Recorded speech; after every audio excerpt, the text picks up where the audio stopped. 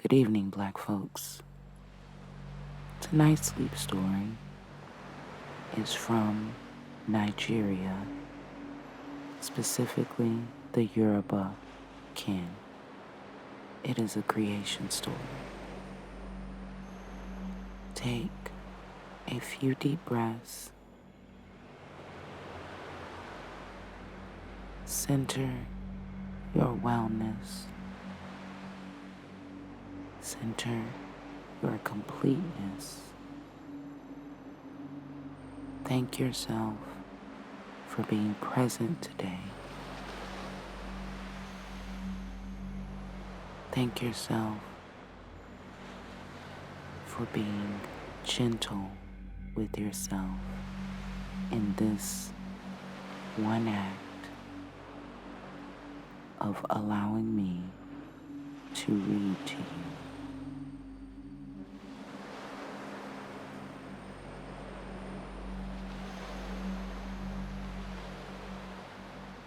The descent from the sky. In ancient times, at the beginning of time, there was no solid land here where people now dwell. There was only outer space and the sky, and far below, an endless stretch of water and wild marshes. Supreme in the domain of the sky was the Orisha, or god, called Olarum, also known as Olodumare, and designated by many praise names. Also, living in that place were numerous other Orishas, each having attributes of his own, but none of whom had knowledge or powers equal to those of Olarum. Among them was Orunmila, also called Ifa, the eldest son of Olarum. To this Orisha, Olarum had given the power to read the future, to understand the secrets of existence, and to divine the processes of fate. There was the Orisha Obatala, king of the white cloth, whom Olarum trusted as though he also were a son. There was the Orisha Eshu, whose character was neither good nor bad. He was compounded out of the elements of chance and accident, and his nature was unpredictability. He understood the principles of speech and language, and because of this gift, he was Olarum's linguist. These and the other Orishas, living in the domain of the sky, acknowledged Olarum as the owner of everything and as the highest authority in all matters. Also living there was Agamo, the chameleon, who served Olarum as a trusted servant. Down below, it was the female deity Olokun, who ruled over the vast expanses of water and wild marshes, a gray region with no living things in it, either creatures of bush or vegetation. This is the way it was, Olarum's living sky above, and Olakun's domain of water below. Neither kingdom troubled the other. They were separate, and apart. The Orishas of the sky lived on, hardly noticing what lay below them. All except Obatala, king of the white cloth. He alone looked down on the domain of Olakun and pondered on it, saying to himself, everything down there is a great, wet monotony. It doesn't have the mark of any inspiration or living thing. And at last, he went to Olarun and said, the place ruled by Olakun is nothing but sea, marsh, and mist. If there was solid land in that domain, fields and forests, hills and valleys, surely it could be populated by Orishas and other living things. Olarun answered, yes, it will be a good thing to cover the water with land, but it is an ambitious enterprise. Who is to do the work? And how should it be done? Obatala said, I will undertake it. I will do whatever is required. He left Olarun and went to the house of Oromila, who understood the secrets of existence, and said to him, your father has instructed me to go down below and make land where now there is nothing but marsh and sea, so that living beings will have a place to bring their towns and grow their crops. You, Oromila, who can divine the meanings of all things, instruct me further. How may this work be begun? Oromila brought out his divining tray and cast 16 palm nuts on it. He read their meaning by the way they fell. He gathered them up and cast again reading their meanings. And when he had cast many times, he added meanings to meanings and said, these are the things you must do. Descend to the watery waste on a chain of gold, taking with you a snail shell full of sand, a white hen to disperse the sand, a black cat to be your companion, and a palm nut. That is what the divining figures tell us. Obatala went next to the goldsmith and asked for a chain of gold long enough to reach from the sky to the surface of the water. The goldsmith asked, is there enough gold in the sky to make such a chain? Obatala answered, yes, begin your work, I will gather the gold.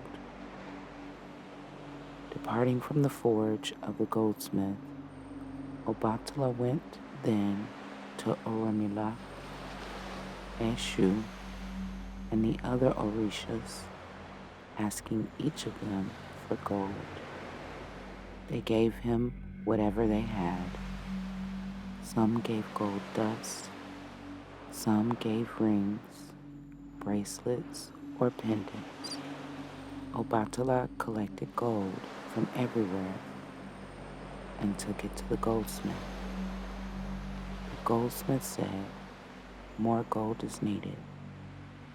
So Obatala continued seeking gold, and after that he again returned to the goldsmith, saying, "Here is more metal for your chain." The goldsmith said, "Still more is needed." Obatala said, "There is no more gold in the sky." The goldsmith said, "The chain will not reach to the water." Obatala answered, "Nevertheless, make the chain.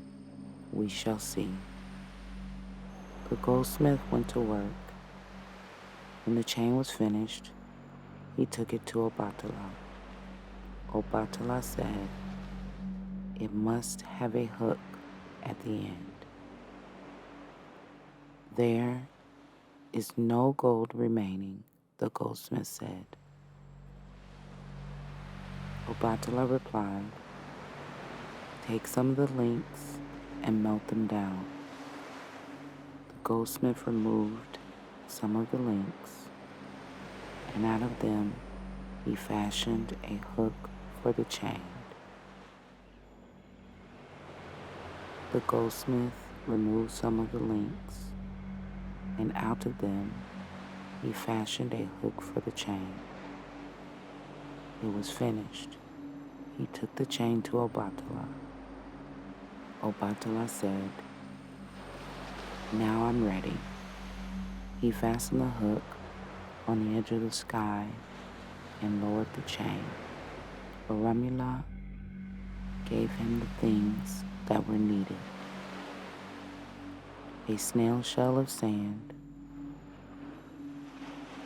a white hen, a black cat, and a palm nut.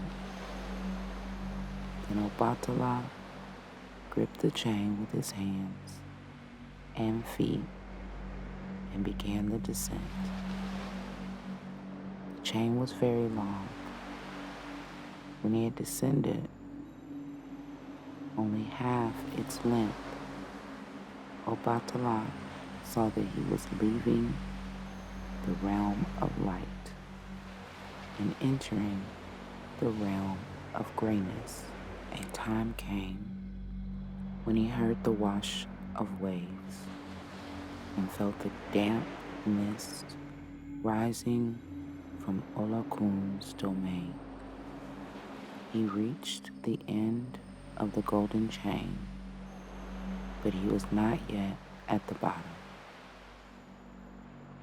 And he clung there, thinking, "If I let go, I will fall into the sea."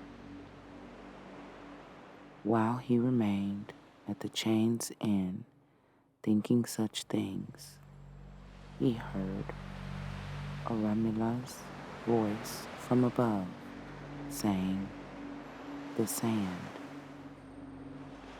So Obatala took the snail shell from the knapsack at his side and poured out the sand. Again he heard Orunmila's call to him, saying this time, "The hen."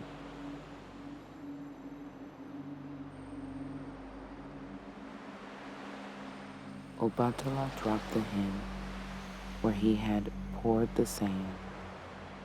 The hen began at once to scratch at the sand and scatter it in all directions. Wherever the sand was scattered, it became dry land. Because it was scattered unevenly, the sand formed hills and valleys. When this was accomplished, Obatala let go of the chain and came down and walked on the solid earth that had been created. The land extended in all directions, but still it was barren of life. Obatala named the place where he had come down Efe. He built a house there. He planted his palm nut, and a palm tree sprang out of the earth. It matured and dropped its palm seeds. More palm trees came into being. Thus, there was vegetation at Efe. Obatala lived on, with only his black cat as a companion.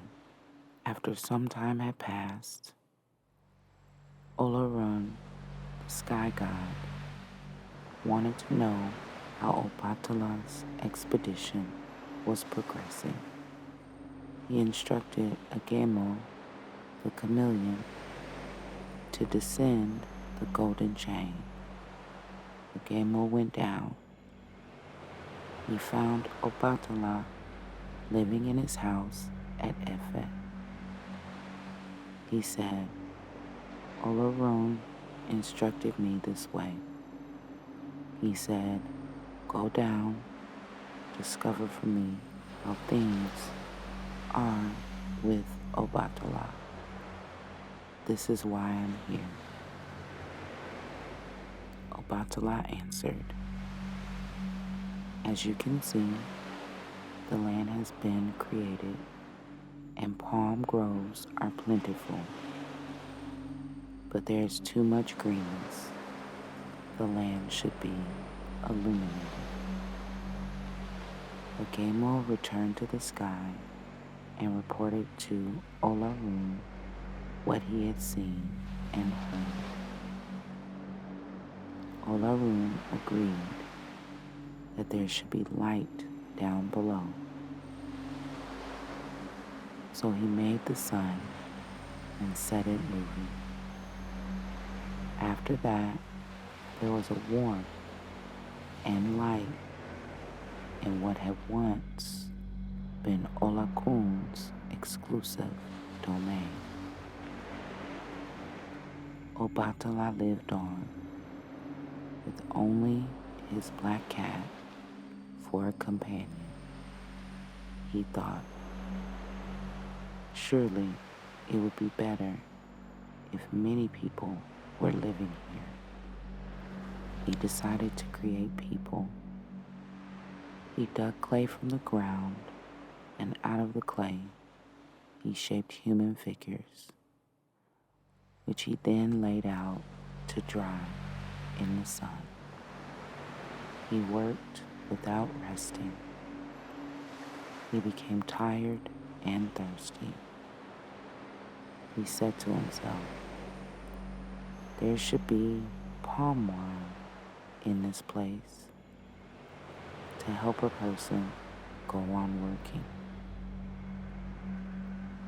So he put aside the making of humans and went to the palm trees to draw their inner fluid, out of which he made palm wine. When it was fermented, he drank. He drank for a long while. When he felt everything around him softening, he put aside his gourd cup and went back to modeling human figures. But because Obatala had drank so much wine, his fingers grew clumsy, and some of the figures were misshapen. Some had crooked backs or crooked legs, or arms that were too short. Some did not have enough fingers. Some were bent instead of being straight. Because of the palm wine inside him, Obatala did not notice these things.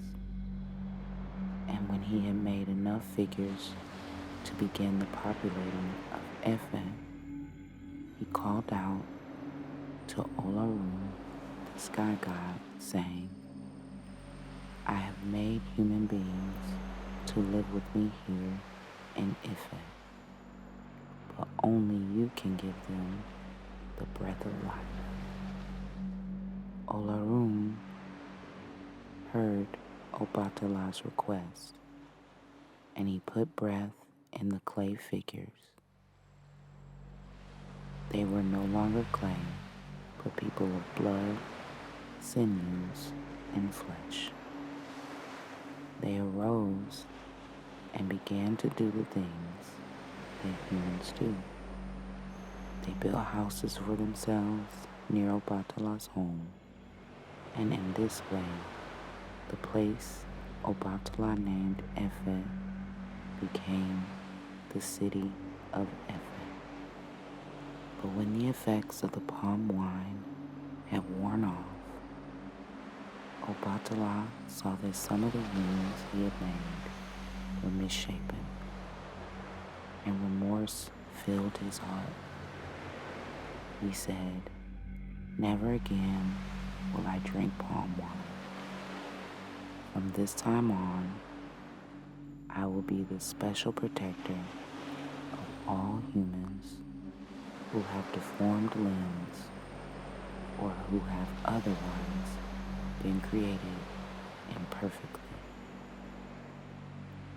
Because of Obatala's pledge, humans who later came to serve him also avoided palm wine, and the lame, the blind, and those who had no pigment in their skin invoked his help when they were in need.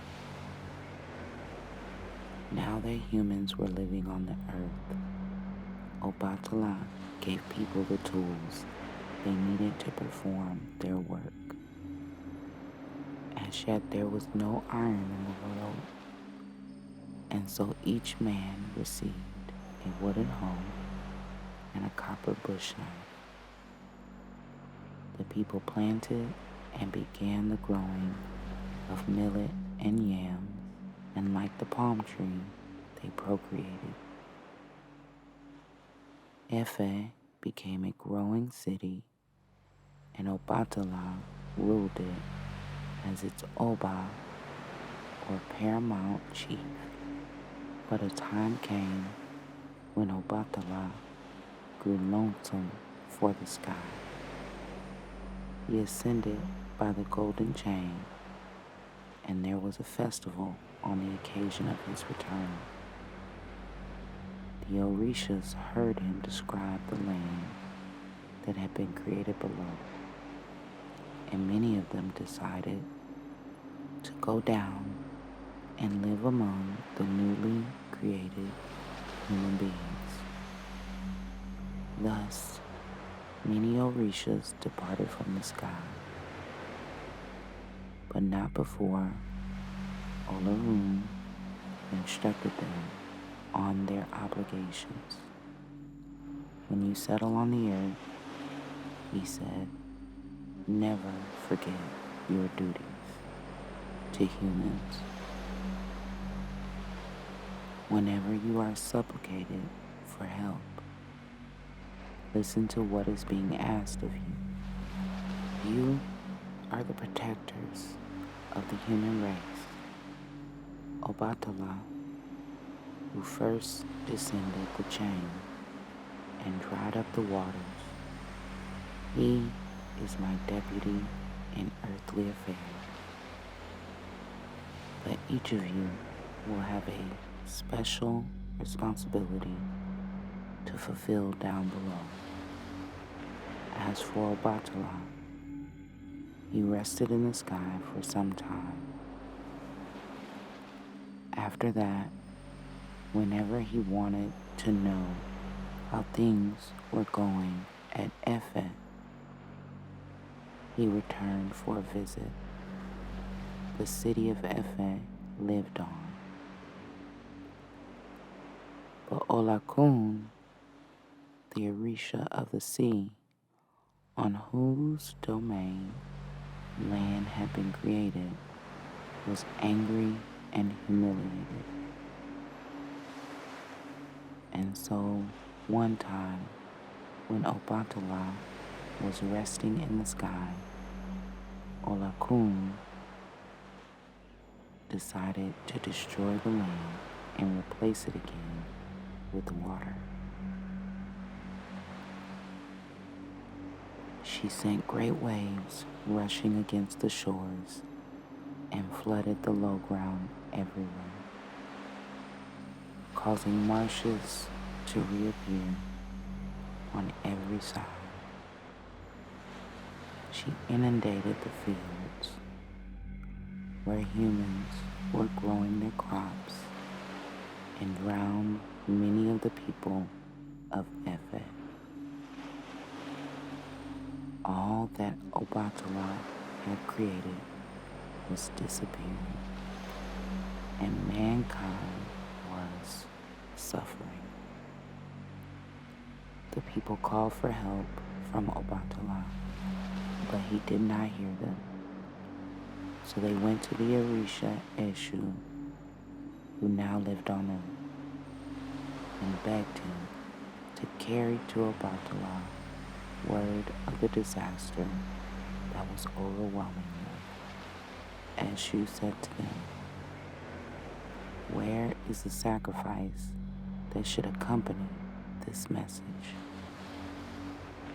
They brought a goat and sacrificed it, saying, "This is the food for Obatala."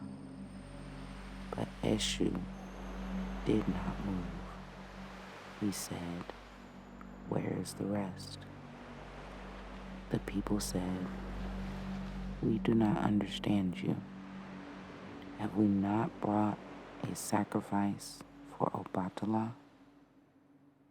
Eshu answered, "You ask me to make a great journey. You ask me to be your linguist. Does not a person make a gift to the lowliest of messengers? Give me my part, then I will go." So the people gave a sacrifice to Eshu, after which he left them and went up to the sky to tell Obatala what was happening to the land and the people over which he ruled. Obatala was troubled.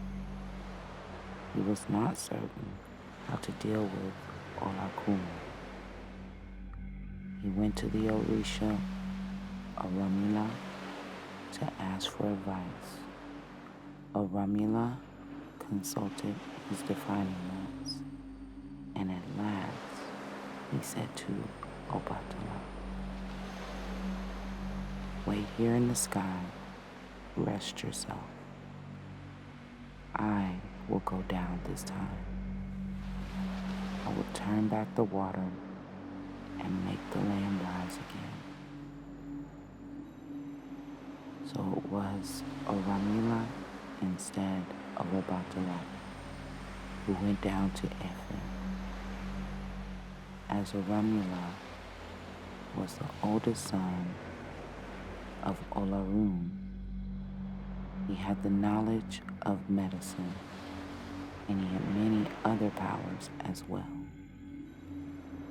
He used his powers in Efet, causing Olakun's waves to weaken and the marshes to dry up.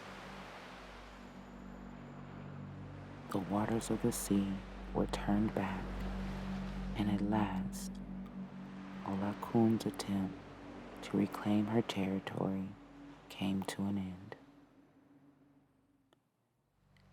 Having accomplished all this, Aramila prepared to return to the sky, but the people came to him and asked him to stay because of his knowledge. Aramila did not wish to stay in Efet forever, so he taught Orishas and men the arts of controlling unseen forces. And he also taught others the art of divining the future, which is to say, the knowledge of how to ascertain the wishes and intentions of the sky god, Olorun. Some men he taught to divine through the casting of palm nuts. Others he taught to foretell the future by casting of cowrie shells or sand or chains. Afterwards, Orunmila went back to the sky, and like Obatala, he frequently made visits to the earth to see how things were going among human beings. What Orunmila taught men about divining was never lost.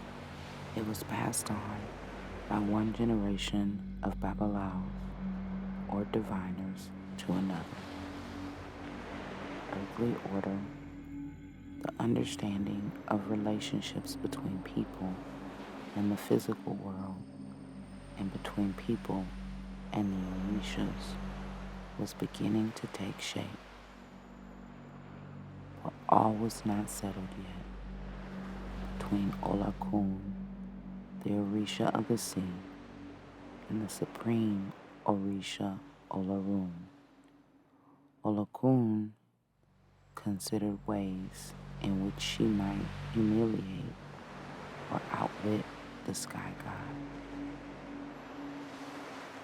The powers of the sky deities had proved to be greater than her own, but Olokun had the knowledge of weaving and dyeing cloth, and she had cloths of delicate textures and brilliant colors.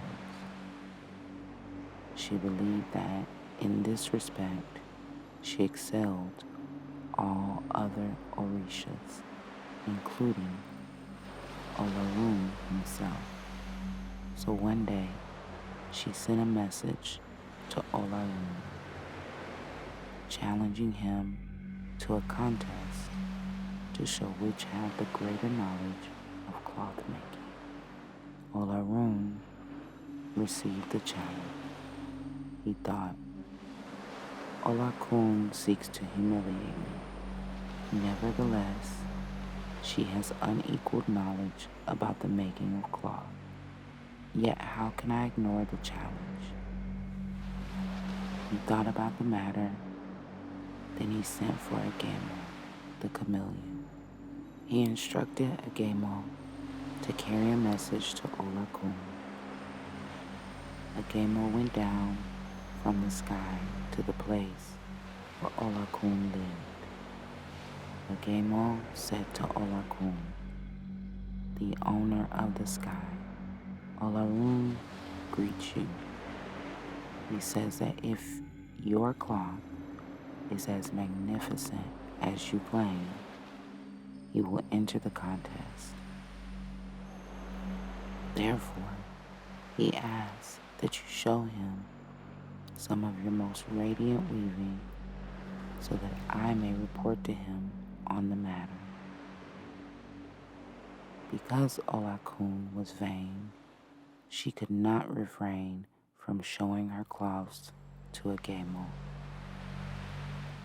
She put on a skirt cloth of brilliant green and displayed it to the chameleon.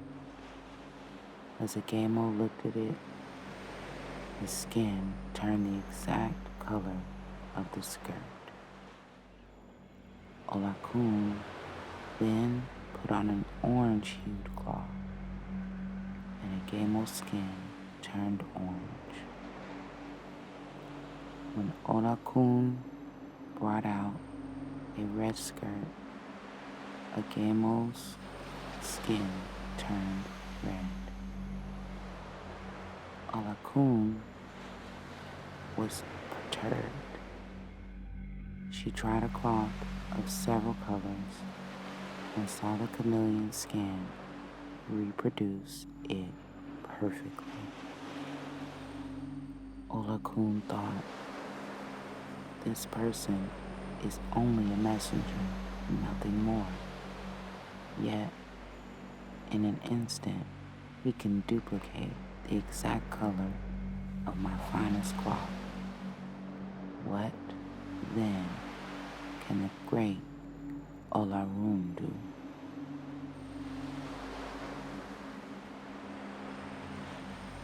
Seeing the futility of competing with Olorun, the Orisha of the sea said to Agemo, "Give my greetings to the owner of the sky.